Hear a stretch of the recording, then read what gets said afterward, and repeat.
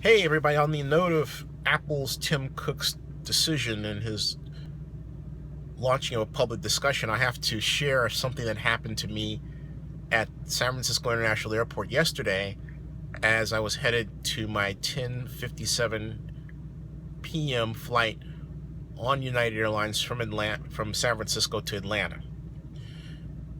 I went, as I normally do, through the TSA screening, and I went through the body scanner. And just as I was coming out, there's always a place you stop so you allow them to scan your body. I thought I had it lined up just right, and then I took a bit of a step, like a quarter inch, just to make sure I was lined up. And the gentleman said, "Oh, we're gonna have to have you for additional screening." I said, "Okay." I never argue with the TSA because they are there to do a job of keeping us safe. I understand that. However, that does not prevent this from being a funny story, or for that matter, one of those stories that makes you go, I will continue. So another gentleman comes out, puts on the gloves and goes through my bags, but he never tells me what he's looking for. He says it was some kind of substance, but he doesn't describe what the substance was. So he goes, I can't find it. It's in your ball sack area. I'm not making this up, folks. I am not making this up.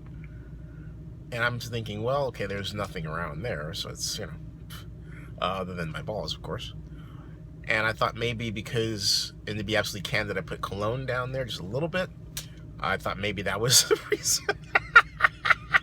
I'm sorry. Oh boy, but I can't. This is one of those stories you have to tell straight away. You just have to. At any rate, he goes, "No, I don't think that was it." So, okay.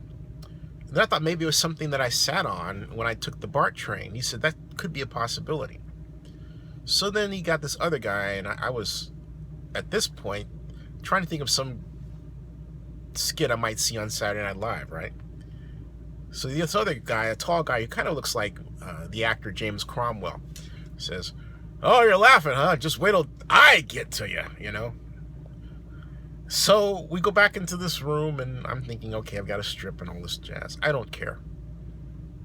Because I figure, it really never occurred to me to not cooperate at one point, because I know I didn't do anything wrong. It's like, fine. So I went along with the search and, that, and I no strip down to the pants, just the cavity search and that sort of thing. Well, so to speak, because it's from the exterior, right? Outside the pants, and they do all that stuff. So the guy says, "Darn, I didn't find anything." I said, "Well, told you."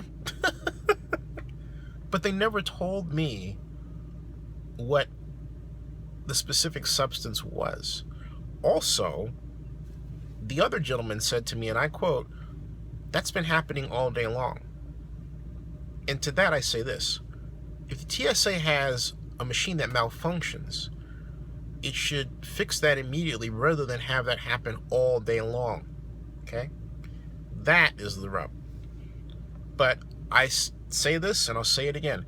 I highly back what the TSA does, because in these times of plastic guns and all kinds of micro explosive devices being developed, and you've got to be careful.